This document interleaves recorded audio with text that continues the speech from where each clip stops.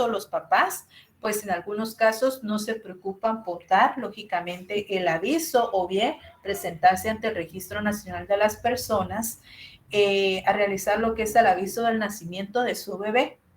Por X o Y motivo no lo dejan al tiempo y así muchas personas hay despreocupadas y se dan el caso de que lógicamente esa supresión es que privan en todo caso a su hijo por completo de tener lo que es un estado, de su estado civil. No, se les deja lo que es en la ignorancia y en la imposibilidad total de poder probarlo. ¿A través de qué? A través de lo que es su documento de identificación personal.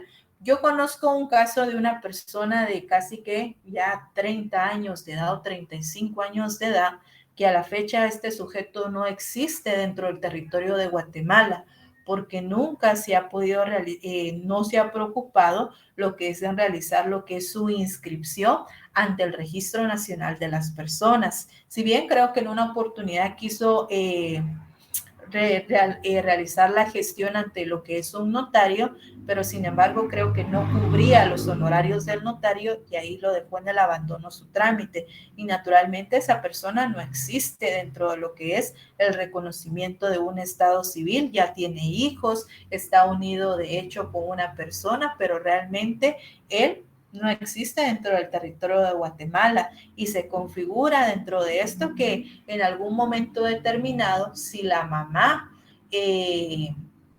o alguien hubiera realizado lo que es la denuncia correspondiente, pues lógicamente se incurrirá dentro de lo que es este delito de suprimir el estado civil, el reconocimiento y la privación que se realiza por completo al sujeto activo en relación a ese número de derechos y en todo caso de ciertas obligaciones que se da a realizar su inscripción ante el Registro Nacional de las Personas.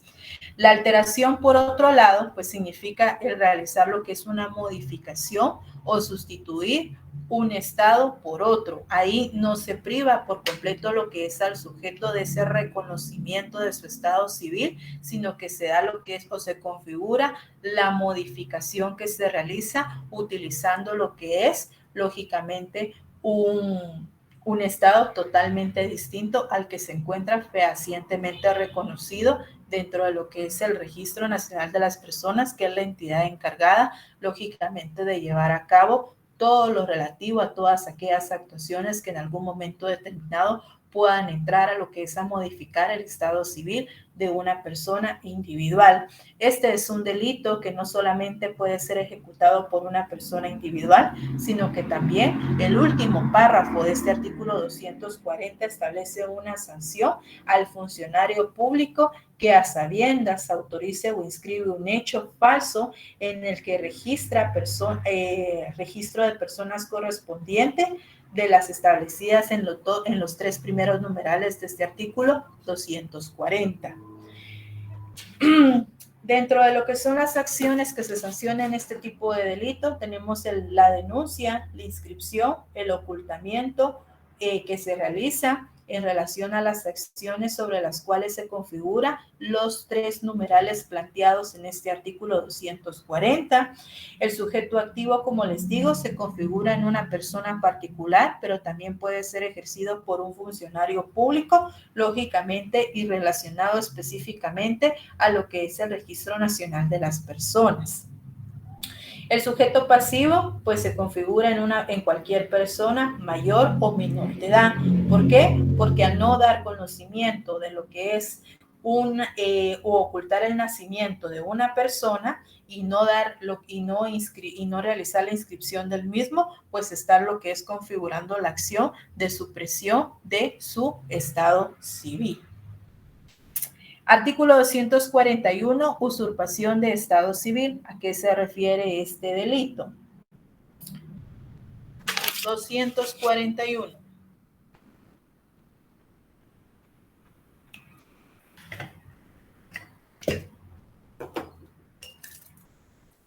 A ver, chicos, artículo 241.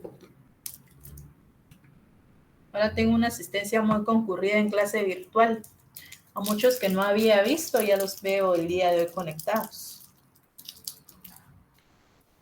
241. Usurpación de Estado civil. Con usurpar el Estado civil de otro será sancionada con prisión de 2 a 5 años. Bueno, este es un artículo que no necesita mayor explicación. La usurpación consiste básicamente en la acción de simular una filiación distinta a la que le corresponde, lógicamente, a ese sujeto activo. Una persona cuyo estado civil se usurpa debe de ser, lógicamente, real, encontrarse en lo que es con vida para que se dé la configuración de este delito. Ese es como el elemento o el requisito necesario para que se dé esta usurpación de su estado civil, que la persona cuyo estado se está usurpando o se está lógicamente simulando, se encuentra con lo que es con vida. La acción que se sanciona acá, pues lógicamente la usurpación o la simulación. Ambos, sujeto activo y sujeto pasivo, se configuran en cualquier persona. No existe lo que es una delimitación establecida si es un delito que pueda ser recaído únicamente sobre menores de edad o bien sobre personas mayores de edad. Bueno, veamos el artículo o los dos artículos que anteceden. Se refieren específicamente a lo que es la institución de adopción. Recordemos que la institución de la adopción es una institución propia del derecho civil y que incluso dentro de lo que es la constitución política se encuentra lo que como un derecho garantizado a toda persona individual, donde dentro de su constitución encontramos reconocida lo que es la adopción. ¿Tienen a la mano su constitución?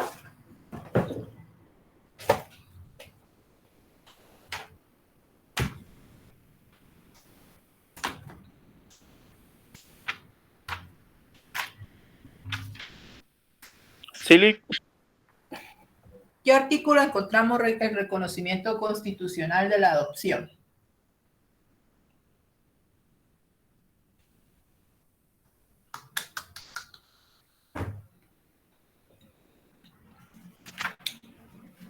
Vean específicamente en el apartado de derechos sociales, que inicia con lo que son la familia. Es el artículo 54. Exactamente. El artículo 54 es su fundamento constitucional en relación a lo que es la institución de la adopción. ¿Y qué nos dice este artículo 54? A ver, Kevin. Ok, artículo 54, adopción. El Estado reconoce y protege la adopción. El adoptado adquiere la condición de hijo del adoptante. Se declara de interés nacional la protección de los niños huérfanos y de los niños abandonados. Bueno, normalmente esta institución que se relaciona directamente con el derecho civil no se encuentra regulada dentro de lo que es el Código Civil en forma expresa y detallada, sino que existe una normativa específica en relación a lo que es esta institución, propiamente lo relativo a la adopción, específicamente hablando de la Ley General de Adopción, decreto 77-2007 del Congreso de la República de Guatemala. Y traemos a colación lo relativo a esta institución porque se relaciona directamente con los dos delitos que vamos a ver a continuación. Por un lado, la adopción irregular, que es una acción que recae y es ejercida directamente por lo que es el adoptante. El adoptante, dentro de lo que es el proceso de adopción, es la persona que a través de lo que es el cumplimiento de los preceptos, de los procedimientos legales que establece este decreto 77-2007, adopta a una persona como su hijo, no siendo lógicamente su hijo biológico, sino de otra persona. ¿Con qué finalidad? Con otorgarle todos los derechos, todos los beneficios, tanto la Constitución política como las normas ordinarias otorga a los hijos biológicos. Incluso aquí, dentro de lo que es dentro de lo que son una adopción, el adoptante debe de, en todo caso, no procurar todo lo relativo a lo que es el vestido, el cuidado, asistencia médica, educación, sino también la igualdad que debe de existir entre los hijos, ya que todos los hijos constitucionalmente son iguales ante la ley y tienen los mismos derechos. Y en todo caso, toda discriminación que se configure es punible atendiendo lo que establece ese artículo 50 de su Constitución, que hace alusión a esto que les acabo de comentar. Bueno, y traemos a colación lo relativo al adoptante, porque este es nuestro sujeto activo en relación al artículo 241 bis, referente a una adopción irregular. ¿A qué se refiere específicamente este delito? Demos lectura a este artículo 241 bis.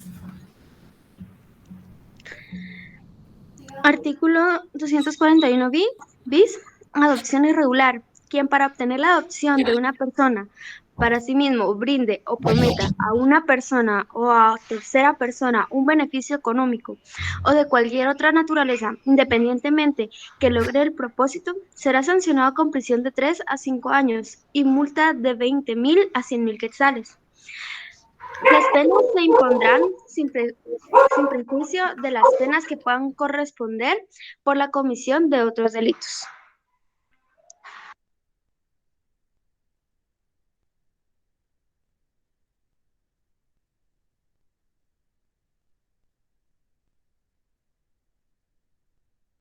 Perdón, chicos, muy bien. Bueno, adopción irregular. Quien para obtener la adopción de una persona para sí mismo brinda o prometa a una persona o a una tercera persona un beneficio económico o de cualquier naturaleza, independientemente que logre o no el propósito, es decir, que se configure la autorización de ese proceso de adopción, será sancionado con prisión de 3 a 5 años. Aquí básicamente se puede recaer la acción entre lo que es el adoptante, que con el objeto, lógicamente, de que ese proceso de adopción llegue lo que es a culminar y que su resolución sea a su favor, pues exista lo que es o medie una remuneración, un pago, pero el mismo no está condicionado a que si se llegue o no, lógicamente, autorizar ese proceso de adopción, porque aquí la ley es clara y establece que aunque no se llegue lo que es a lograr el propósito en relación a lo que es a obtener la adopción de una persona, sea menor de edad o de una persona mayor de edad. Dentro de lo que es un proceso de adopción, específicamente hablando, esta normativa, este decreto 77-2007 del Congreso de la República de Guatemala, establece que se debe de cumplir con ciertos requerimientos, incluso determina una fase administrativa o una fase judicial por medio de la cual debe de cumplirse con ambas para formalizar y autorizar esa adopción de lo que es un niño, una niña o una persona mayor de edad.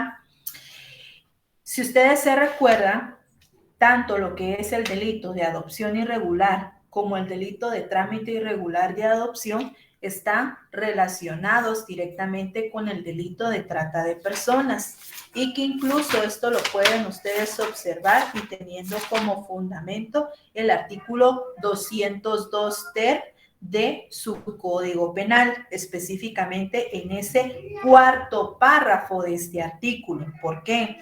Porque acá, dentro de lo que es ese cuarto párrafo, establece que se entenderá con fines de explotación en las últimas líneas de este artículo establece lo relativo a adopción irregular y trámite irregular de adopción, porque de una u otra manera la configuración o lograr la autorización de este tipo de delitos tiene aparejado que esa persona pueda ser sometida a una explotación posterior.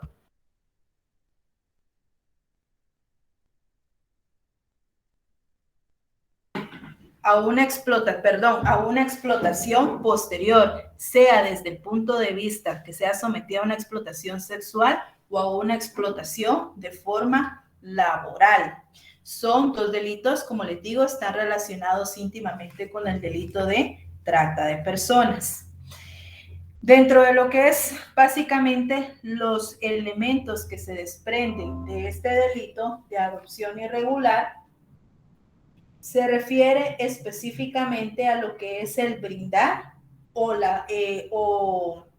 la promesa que se realiza del pago de un beneficio económico con el objeto de que se pueda lo que es el adoptante adquirir para sí o en nombre de un tercero esa adopción de ese niño, de esa niña o de esa persona mayor de edad que en su oportunidad se pretenda lo que es adoptar, siguiendo y cumpliendo ese proceso establecido dentro de este decreto 77-2007.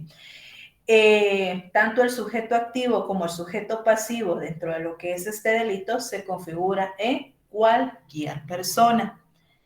Veamos el artículo 241 ter. Trámite irregular de adopción. ¿A qué se refiere específicamente este delito?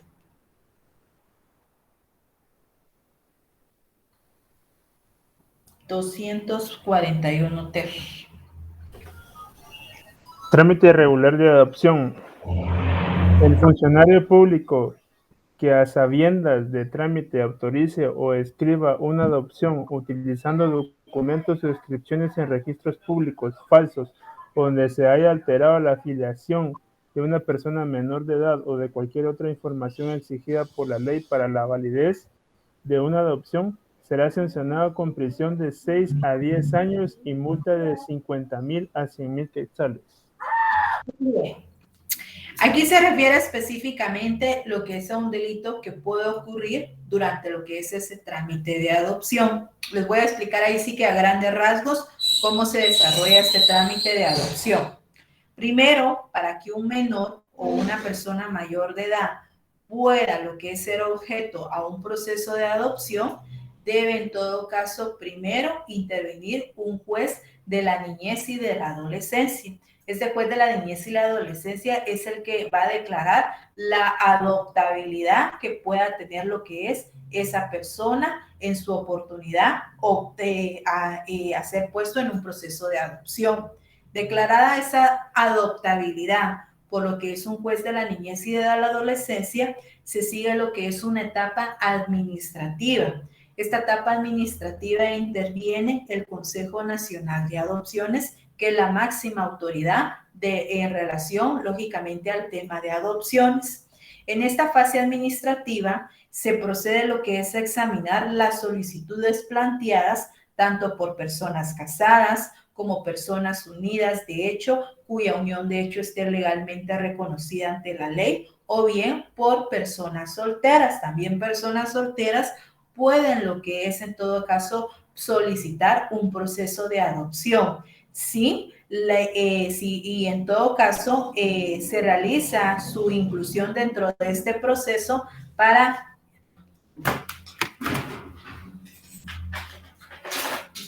el caso de que el interés del niño, el interés superior del niño requiera que ese niño, pues lógicamente no sea adoptado por lo que es una pareja, sino por una persona soltera. ¿Por qué? Pues porque puede configurarse que esa persona menor de edad provenga de lo que es una familia, que su familia biológica, el padre pudo haber abusado sexualmente de ese niño.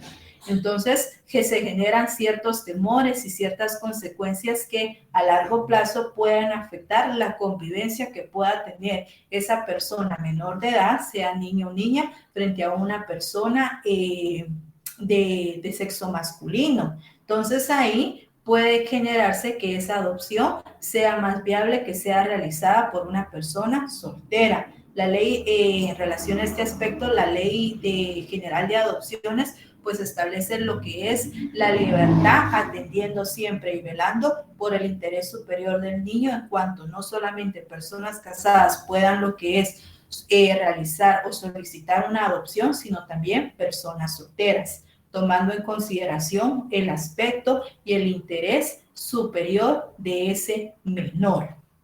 Bueno, dentro de lo que es la etapa administrativa, como les comentaba, básicamente el Consejo de Administración pues procede a examinar qué solicitudes tienen planteadas, qué personas solicitan en todo caso la adopción de un menor. Ahí se presenta la documentación correspondiente en relación que si están casados, certificación de su matrimonio, de sus certificados de nacimiento y toda la documentación que requiere lógicamente para establecer su matrimonio o lógicamente la afiliación que pudieran tener si existieran ya hijos que hubieran procreado dentro de lo que es su matrimonio o unión de hecho legalmente reconocida. Una vez realizada lo que es la verificación de este procedimiento, se procede a designar lo que es al niño o niña atendiendo la solicitud planteada por las personas, ¿verdad? Que proceden lo que quieren, qué niños quieren solicitar, sexo masculino, sexo femenino, que sea un niño menor de edad o un niño mayor de edad, qué sé yo, ¿verdad? El consejo, pues, realiza la designación del menor. Ahí se procede a lo que es una etapa de adaptación, en la cual ahí verifican si realmente existe lo que es una posible relación que se pueda entablar entre el menor y los padres adoptantes o bien la persona soltera que pretende lo que es realizar la adopción. De esta circunstancia interviene un equipo multidisciplinario en donde rinde un informe acerca de lo que es ese proceso de adaptación que existe entre el menor y lo que son los adoptantes para que en todo caso el Consejo Nacional de Adopciones rinda lo que es su informe y el último funcionario que autoriza y homologa ese trámite administrativo que realiza el Consejo de Administración sobre lo que es la adaptabilidad que tiene el menor con sus futuros padres adoptantes, lo autoriza un juez de familia. Ese es el último órgano jurisdiccional que interviene y quien le corresponde la autorización de ese proceso de adopción. Y para el caso de este artículo 241 ter, que consiste en la acción que realiza el funcionario público que tiene conocimiento que se utilizan documentos o inscripciones falsas o existe alteración sobre la afiliación de una persona menor o cualquier otra información exigida por la ley por la validez de una adopción, le dé trámite e inscriba una adopción. Y lógicamente ese funcionario público que le da trámite y que autoriza la inscripción de esa adopción es un juez de familia. Es ya la última instancia dentro del proceso de adopción en donde el juez dice sí, los documentos que se presentan se ajustan a ley, se han cumplido todo el proceso administrativo, se han cumplido la documentación presentada por los solicitantes, se adecúa a la normativa legal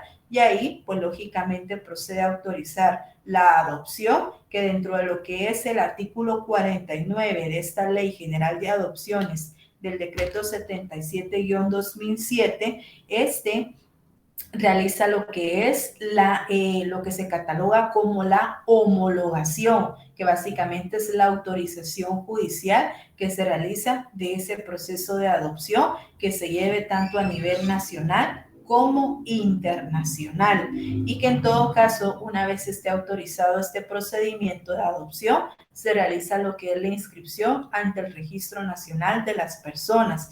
Pero lo especial acá es que ese funcionario, pues lógicamente, tenga conocimiento de la utilización de documentación o inscripciones falsas. Por ejemplo, que las personas que dicen estar casadas y que pretendan la adopción, lógicamente no se encuentran casadas, ni mucho menos tener una unión de hecho legalmente registrada dentro de lo que es el Registro Nacional de las Personas. Bueno, ¿qué elementos se derivan de este tipo de delitos? Del trámite irregular de adopción. Nuestra acción va a ser el tramitar, dar trámite a ese proceso, el de autorizar el mismo y realizar la inscripción de esa adopción. Son 3 acciones que se configuran y llevan a cabo este último funcionario público, específicamente hablando de un juez de familia. Sujeto pasivo se refiere a lo que es a la persona cuya adopción se está lo que es autorizando, y aquí es un delito que igualmente va a afectar el estado civil de esa persona que la adopción se ha autorizado de una forma fraudulenta, veámoslo así, a través de documentación falsa. Y que muchas veces, como les digo, este tipo de actos en relación a una adopción irregular o trámite irregular de adopción puede configurarse para captar, para realizar lo que es la captación de ciertos menores de edad para posteriormente someterlos a lo que es una explotación y configurando así lo que es el delito de trata de personas. ¿Tienen alguna duda en relación a los delitos que afectan el estado civil? Del 4º capítulo. Yo solo tengo una duda con Sí. respecto a lo que es la adopción. ¿Es el mismo trámite que se da con los mayores de edad o es diferente? Pues miren, aquí yo, según la lectura que yo di a la ley, pues ahí nos establece lo que es un trámite especial cuando se realiza lo que es una adopción sobre menores de edad o sobre personas mayores de edad, sino que media vez se declare su adoptabilidad por un juez de la niñez y la adolescencia, pues lógicamente ahí se parte al desarrollo de esa fase administrativa para culminar con lo que es esa fase judicial de homologación que realiza un juez de familia. No existe diferenciación en cuanto a ese trámite, si se trata de menores o no. ¿Okay? Gracias. Muy bien, bueno. Bien, finalizamos este capítulo 4, veamos el 5º. El 5º se refiere específicamente al incumplimiento de deberes. Igualmente se relaciona con una institución propia del derecho civil, lo referente a los alimentos. Los alimentos, si ustedes se percatan, dentro de lo que es el matrimonio, en el artículo 278, 278. En el artículo 78 de su Código Civil establece que el matrimonio es una institución social por la que un hombre y una mujer se unen legalmente con el ánimo de permanencia, con el fin de vivir juntos, procrear, alimentar y educar a sus hijos y auxiliarse entre sí. El derecho de alimentos, pues, se desprende de lo que es esa institución social conocida como el matrimonio, y que incluso el Código Civil, en el artículo 278, establece que los alimentos comprenden todo lo que es indispensable para el sustento, para la habitación, para el vestido, para la asistencia médica, la educación o instrucción de la alimentista cuando ésta sea persona menor de edad. Incluso puede recaer por personas mayores de edad para el caso que sean declaradas incapaces y que lógicamente no tengan ninguna persona que les proporcione todo eso que realmente es necesario para su subsistencia.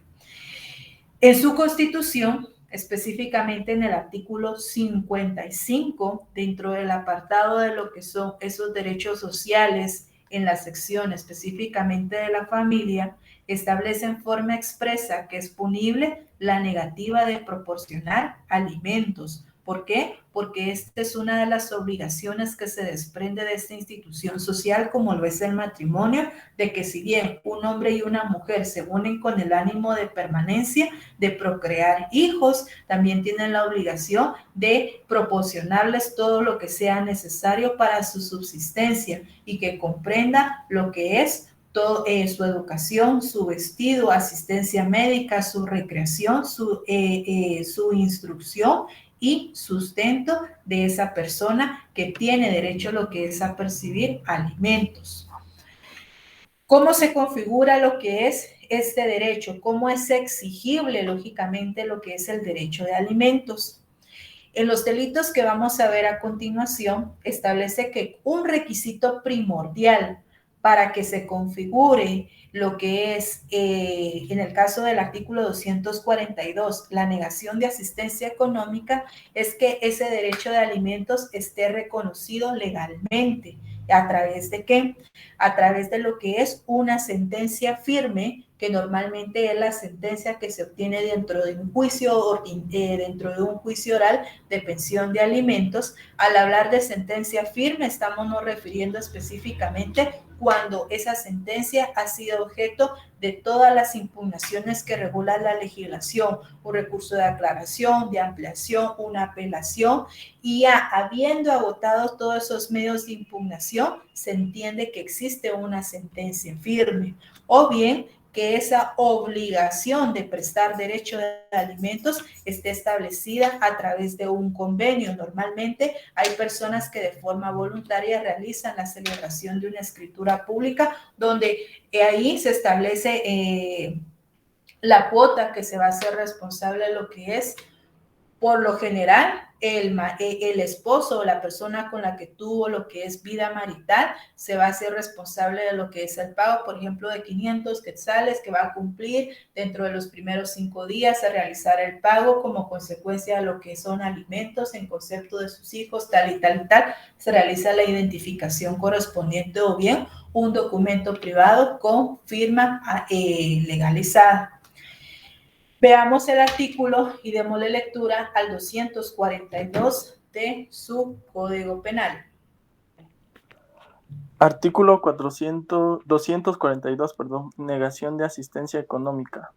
Quien, estando obligado legalmente a prestar alimentos en virtud de sentencia firme o de convenio que consiste en el documento público o auténtico, se negare a cumplir con tal obligación, después de ser legalmente requerido, será sancionado con prisión de 6 meses a 2 años, salvo que probare no tener posibilidades económicas para el cumplimiento de su obligación.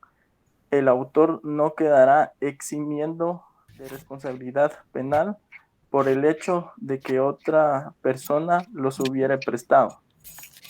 Aquí, como les digo, el requisito indispensable para que se configure este delito es que la obligación de prestar alimentos se encuentre realmente establecida en un documento legal. ¿Y cuáles son esos documentos? Sentencia firme, que es la que se obtiene dentro de lo que es un juicio oral de pensión de alimentos, o bien un convenio que puede constar en un documento público o auténtico. Normalmente es una escritura pública, un documento privado con firma legalizada.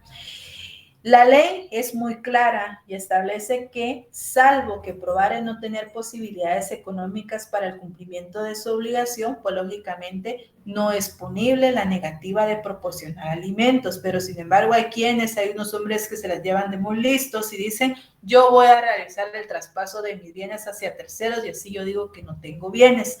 Cuando se establezca que realiza estas acciones, pues se da la configuración del delito que vamos a ver a continuación. Pero sin embargo, si realmente la persona no tiene bienes, nunca ha tenido bienes, se realiza la investigación correspondiente en el registro de la propiedad, se establezca que no tiene alguna profesión profesional, valga la redundancia, sino que ejerce un oficio donde la retribución no posee en todo caso ni el salario mínimo, pues lógicamente sí se puede llegar a establecer que realmente no es que no exista negativa por parte de él, sino que simplemente los ingresos no alcanzan a cubrir, lógicamente, esa obligación de prestar alimentos a los hijos que haya reconocido o en todo caso haya procreado durante lo que es un matrimonio que haya tenido con lo que es una determinada persona.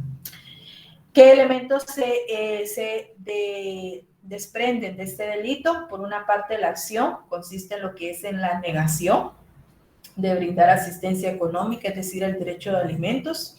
El sujeto activo, pues, se refiere específicamente a la persona que está obligada legalmente a proporcionar los mismos. El sujeto pasivo se refiere específicamente al alimentista, quien posee el derecho de gozar de tal prestación.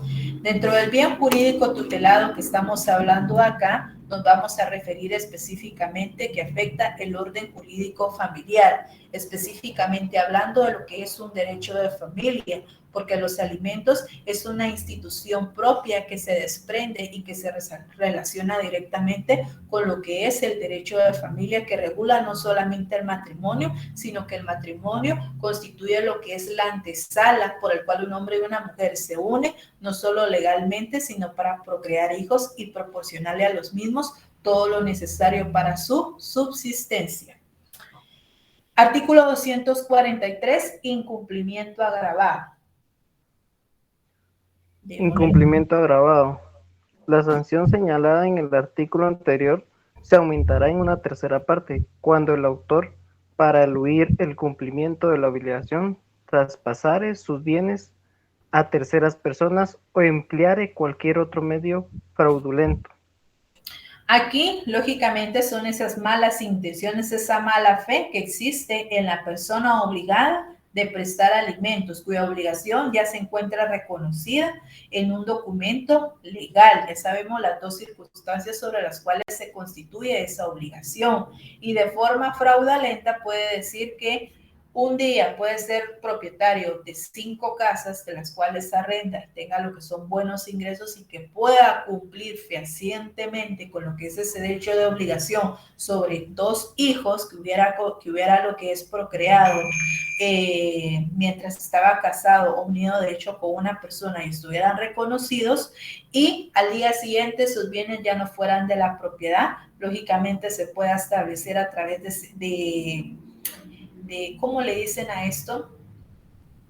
A través de certificaciones que se pueden en todo caso solicitar de registro de la propiedad cuando se configuraron esos cambios en cuanto a la titularidad de las propiedades que en algún momento pudieran haber existido a su nombre, porque eso puede generar y puede en todo caso lo que es configurarse en ese incumplimiento agravado, porque es una acción que se transforma en el traspaso que se realizan de ciertos bienes a una tercera persona con el objeto básicamente de evadir su responsabilidad, específicamente en el cumplimiento de la obligación legal de prestar alimentos. Esa es una forma fraudulenta de evadir su responsabilidad. Y el incumplimiento agravado básicamente es en donde la pena señalada en el artículo 242 va a ser aumentada en una tercera parte. Artículo 244, igualmente, es el incumplimiento de deberes de asistencia. Está íntimamente relacionado también con esto de lo relativo a los alimentos. Artículo 244. Artículo 244. Quien, estando legalmente obligado, incumpliere o descuidare los derechos de ciudadano y educación con respecto a descendientes o a personas que tengan bajo su custodia o guarda, de manera que estos se encuentran en situación de abandono material y moral, será sancionado con prisión de 2 meses a 1 año. Bueno, incumplimiento de deberes de asistencia. Por un lado, dice la ley que se sanciona lo que es el no proveer todo lo necesario al menor para su subsistencia, que comprende los alimentos, pero también el incumplimiento de deberes va aparejado sobre las acciones en las cuales se ocasiona lo que es el descuido en relación a los cuidados, a la educación respecto a sus descendientes, en relación a los padres directamente sobre sus hijos, o bien las personas que tengan bajo su custodia o su guarda, específicamente refiriéndonos a las personas que ejercen lo que son los cargos de tutores o protutores,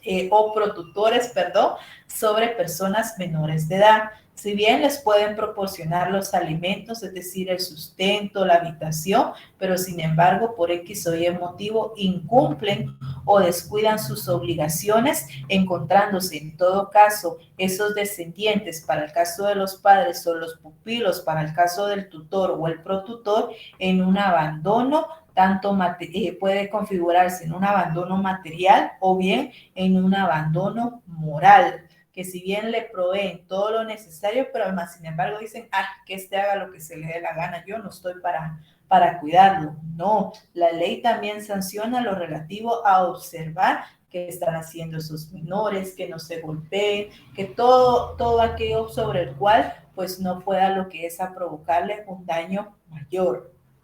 Este incumplimiento de deberes de asistencia lleva por un lado aparejada la acción de incumplir y por otro lado la acción de descuidar. El sujeto activo se refiere directamente a los padres en relación al cuidado de su descendencia o bien a tutores o protutores en relación a las personas que se encuentren bajo su guarda o custodia, los pupilos que señala esta institución propia del derecho civil. Sujeto pasivo se refiere a lo que son a hijos menores de edad o en todo caso incapacitados incapacitados legalmente que por X o Y motivo no puedan valerse por sí mismos.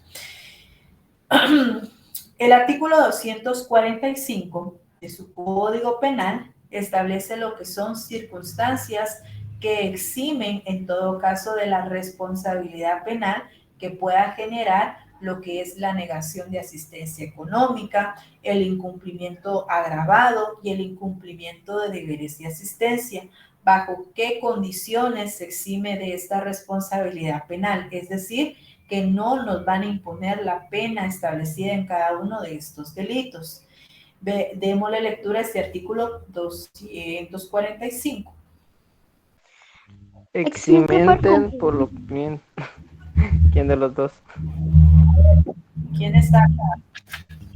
Creo que sí. A ver, Roque. Tenemos a ver, Brian, que no participa casi. Vamos a ver. En los casos previstos en los 3 artículos anteriores quedará exento de sanción quien pagare los alimentos debidos y garantizare suficientemente conforme a la ley el ulterior cumplimiento de sus obligaciones. Bueno, aquí la ley establece que se exime de responsabilidad penal relacionado directamente con lo que es la no imposición de la pena regulada en cualquiera de los 3 delitos estudiados anteriormente, refiriéndonos específicamente a negación de asistencia económica, incumplimiento agravado o incumplimiento de deberes de asistencia, se exime de esta responsabilidad, primero, cuando se configure lo que es el pago de los alimentos debidos. Lógicamente que los mismos exista lo que es una constancia legal a través de la escritura pública, efectivamente por su testimonio o bien documento legalmente autenticado. Y lógicamente que en todo caso la alimentante garantice el ulterior cumplimiento de estas obligaciones, el pago posterior de todas las pensiones que devenguen durante todo el tiempo el que el alimentista tenga derecho a percibir dichos alimentos, que normalmente es hasta que cumpla la mayoría de edad. En relación a lo que es este tipo de delitos, pues aquí tenemos por finalizado lo relativo a lo que son todos estos delitos que, si ustedes pueden observar de este título quinto, se relacionan directamente con lo que es el derecho civil, específicamente con el derecho de familia en relación a la institución del matrimonio. Segundo, la institución del estado civil. Tercero, la institución de la adopción. Y cuarto, lo relativo a lo que es al derecho de alimentos. ¿Tienen alguna duda en relación a estos delitos regulados en este título? Estamos muy bien entonces. Bueno, el día de hoy vamos a iniciar un nuevo título. Ya solo nos falta uno del contenido del curso. Miren qué rápido. Bueno, entonces los voy a compartir. Lick, perdón, yo tengo una pregunta de la semana pasada y ahorita que lo mencionó. A ver, dígame.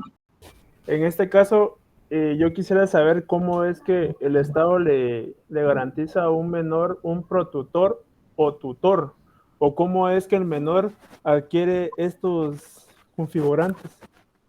¿Cómo configurantes de qué? O sea, en teoría yo le quiero hacer la pregunta que un protutor o tutor, ¿quién es en la vida de un menor? O sea, o quién es el que le da al menor estas personas, se podría decir.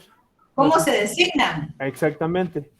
Va, mire pues, un tutor o un protutor son aquellas personas que viene lo que es un órgano jurisdiccional y nombra para que en el caso del abandono o del desamparo que pueda sufrir una persona menor de edad por fallecimiento de sus padres, por algún accidente en el cual lo deje lo que es bajo un estado de vulnerabilidad o abandono, pues el Estado dice, bueno, existe lo que es un pariente que es idóneo, ha convivido con ese menor y realiza lo que es el nombramiento de ese tutor. En principio, un tutor. Cuando éste falte en relación a cualquiera de las condiciones que establece el Código Civil, pues lógicamente se entra lo que es el protutor, que es aquella persona que en caso de que el tutor no cumpla legalmente con esas condiciones establecidas al momento de su designación, pues puede el Estado decir, bueno, vamos a nombrar al protutor, a esa persona que va a lo que es a seguir ejerciendo ese cuidado y esa protección que pudiera tener esa persona menor de edad. Y si tiene bienes, que en el caso de que se dé el fallecimiento de los padres, que por X o Y motivo puedan ser titulares de una casa y hayan dejado lo que es un testamento, este tutor o protutor entra a realizar lo que es la administración de ese bien inmueble hasta el momento en que esa persona adquiera su mayoría de edad y él ya pueda tener las facultades, ya la ley lo reconoce como que tiene la capacidad, lógicamente, de poder realizar la administración por él mismo. Lick, yo tengo una duda. Dígame. ¿Un tutor puede ser un papá que ya no vive con ellos? Ahí depende, es que miren, en este caso de lo que es la tutela, que es la institución a que se refiere específicamente lo relativo a este aspecto, si no recuerdo mal, la verdad que en eso sí estoy un poco desligada, la ley establece quiénes pueden ser tutores y quiénes no pueden considerarse tutores. Veamos acá, les voy a decir. Aquí está. El artículo 299 de su Código Civil establece quiénes pueden ejercer una tutela. En el caso de lo que son para menores de edad, en primero se encuentra lo que es el abuelo paterno. En segundo, el abuelo materno. Ya falta del primero. Si no existe ni abuelo paterno ni abuela materna, se va a lo que es la abuela paterna. Después viene la abuela materna y ahí sucesivamente la ley tiene lo que son condiciones, quienes pueden ser nombrados como tutores o en todo caso como protutores. La ley establece y designa las personas quienes pueden ejercer estos cargos de tutela o protutela. Licenciada, con una pregunta. Dígame. Y si en este caso, supóngase, el menor no tuviera algún familiar cercano o no se reconociera una persona, ¿cómo le asignarían a él un protutor o un tutor? ¿O qué procedería en este caso? Bueno, mire, para el caso de que no existiera ninguna persona que pudiera hacerse cargo de esta persona, pues lógicamente ya va a ser, en algunos casos, si no existe reclamación por nadie, ya puede ser sometido a un proceso de adopción. Ahí se va a generar a lo que son unas casas donde les brindan lo que es protección mientras se establezca y se verifica qué se va a hacer con ese menor y se pueda someter a un proceso de adopción donde ahí se va a declarar su adoptabilidad y seguir todo ese procedimiento legal correspondiente. ¿Por qué? Porque no existe nadie donde la ley le pueda lo que es dar esa responsabilidad. una persona cercana a él. Pero ¿y si en este caso esta persona, este menor, tuviera bienes, estos bienes, cómo se trabajarían o cómo quedarían para que él ya los pueda obtener, o si se le perdieran o pasan al Estado? ¿Cómo sería? Porque se supone que él no tiene a alguien, solo fueron sus papás y sus papás le dejaron 100,000 quetzales. Entonces, el Estado, yo me imagino que él puede obtener esos 100,000 quetzales hasta que cumpla la mayoría de edad. Mire, en el caso de que sí exista lo que es esa causa, porque en la práctica se puede ver cualquiera de estas circunstancias configuradas, ahí consideraría yo de mi parte solicitar que se le nombre lo que es un tutor, pero ese tutor tal vez no va a ejercer directamente en algunas circunstancias lo que es el cuidado, porque se puede llegarse a configurar que una persona pues no pueda ser idónea para convivir con el menor. Entonces ahí se le puede designar, en todo caso, una persona que se va a encargar directamente de la administración de los bienes o de esa suma de dinero que en su oportunidad los padres le hayan dejado a lo que es esa persona menor de edad. Y recordemos que los tutores y los protutores, la obligación que tienen, en todo caso, es de rendir cuentas. De decir, bueno, ¿qué has hecho con los intereses que en algún momento determinado pueda llegar a generar lo que es esa determinada suma de dinero, para que cuando ese menor llegue a la mayoría de edad, pues lógicamente ahí pueda lo que es acceder, ¿verdad? Y disponer de esa determinada suma de dinero. Pero ahí, miren, ahí se tiene que velar, se tiene que ver muchos aspectos en relación a lo que es el nivel superior del menor. ¿Por qué? Porque debe de existir lo que es un proceso de adaptabilidad, como él se adapta para el caso de que el juez establezca, bueno, le vamos a designar un tercero donde tal vez no tuvo una relación directa con este menor, pero más sin embargo, él convivió con los padres. Entonces, le vamos a nombrar como tutor o protutor. Pero si no existe lo que es una compatibilidad entre los mismos, ahí tal vez por X o Y motivos se puede configurar que únicamente le sean la administración, pero el menor va a estar bajo lo que es un hogar, hogares temporales, puede darse el caso. Es que son muchos factores que intervienen en relación a este aspecto. Porque recuérdense que ahora los menores pues no son como los de antes, digámoslo así, a veces tienden a ser un poco rebeldes, ¿verdad? Y dicen, yo no quiero estar con esa persona. Entonces se hace muy difícil en relación a este proceso legal. Licenciada, tengo una pregunta cortita, no sé si me lo Dígame. puede resolver. Es Vamos sobre la clase de la semana pasada, igual, del artículo 92 de del Código Civil, funcionarios que pueden autorizar un matrimonio. Lo que yo entendí, por ejemplo, sobre los ministros de cultos, creo que son los pastores, pero estos pastores tienen que tener un conocimiento sobre el Código Civil, o simplemente así como pastores pueden realizar esta celebración. Usted me dice en relación a qué funcionarios pueden autorizar un matrimonio civil. Así es. Bueno, en relación a los ministros de culto, se recuerda que la clase pasada, pues en el artículo 92 de su Código Civil, establece que son funcionarios que pueden autorizar el alcalde, el concejal, el notario hábil legalmente y el ministro de cualquier culto.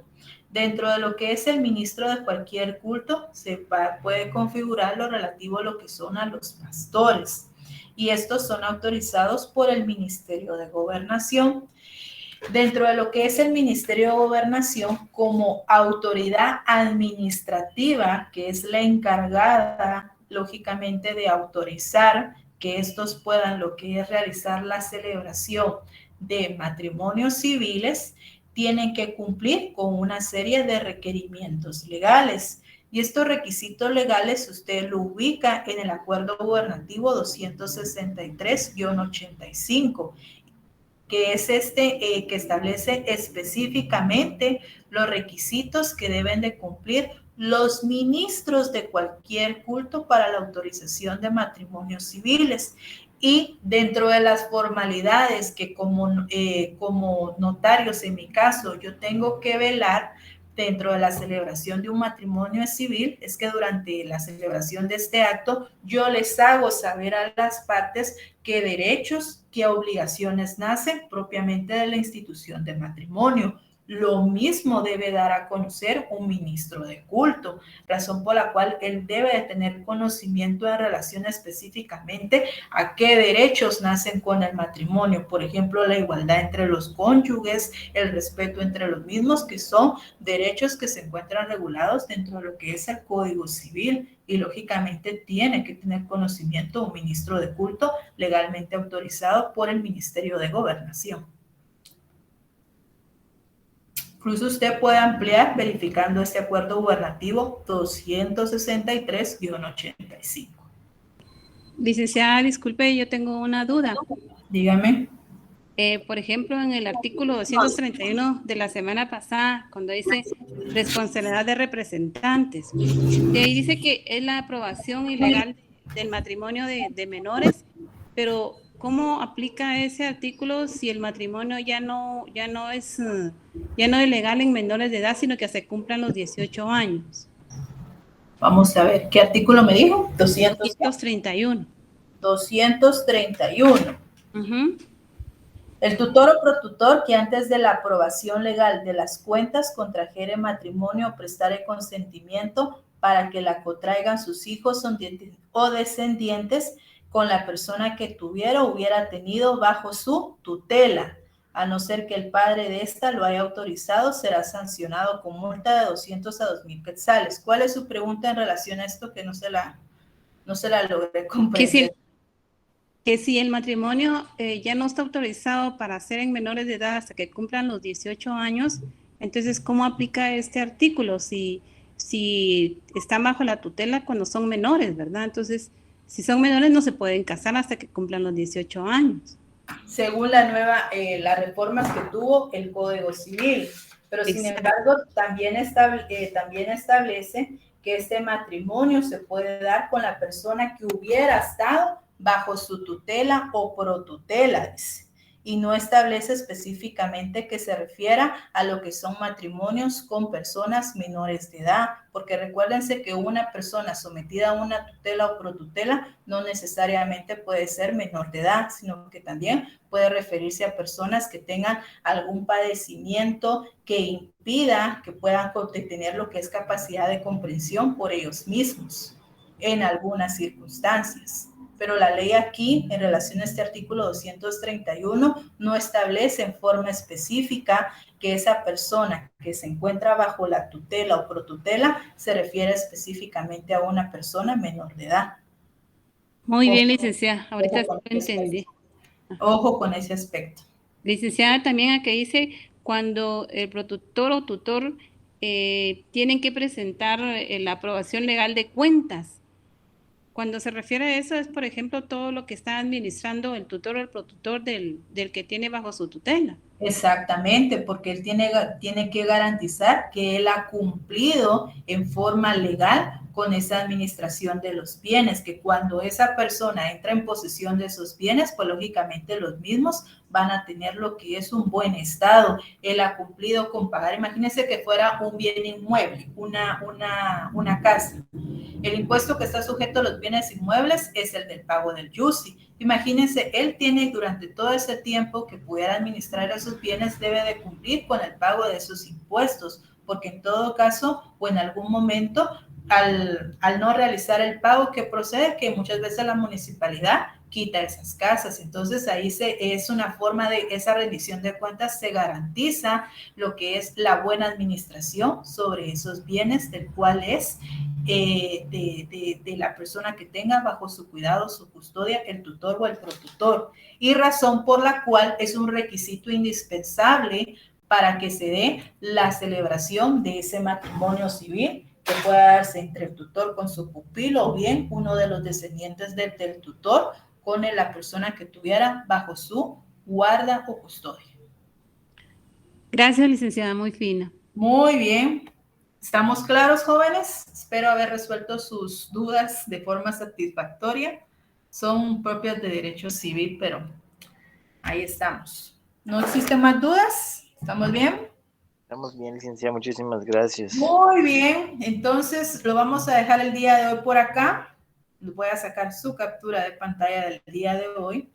El próximo día de clases, como les dije, vamos a iniciar este título número 6 y ahí sí que estoy ideando qué tipo de tarea les voy a dejar para esta tercera fase en relación a estos ya poquitos delitos que nos hacen falta estudiar. Solo 2 títulos y terminamos. Entonces, Sí. que pasen Una tarea de 15 puntos nos va a dejar Maligna. una tarea de 15 puntos. Ay, sí, licenciada, por favor. Y si Que no, nos cuesta, licenciada. no lo deja ya no lo deja ya la otra semana para que adelantemos, licenciada. Bueno, voy a idear ahí. Vamos a ver cómo va. Ya, una consulta, ¿cuándo es el parcial con usted? El último día de clases es si no estoy mal, el 6 de noviembre. O sea, los parciales seguirían el sábado después, por ahí como por el 10 o el 15 de noviembre. Gracias, licenciada. Entonces ya nos falta poquito. Entonces vamos a ver ahí cómo les hago con las actividades para ayudarlos un poquito, pero van bastante bien. Ustedes son, creo que, el mejor grupo. Ay, muchas gracias, licenciada. Gracias, Linda. Pasen una excelente tarde, jóvenes. Hasta la próxima. Adiós. Muy fino, licenciada. Hasta pronto.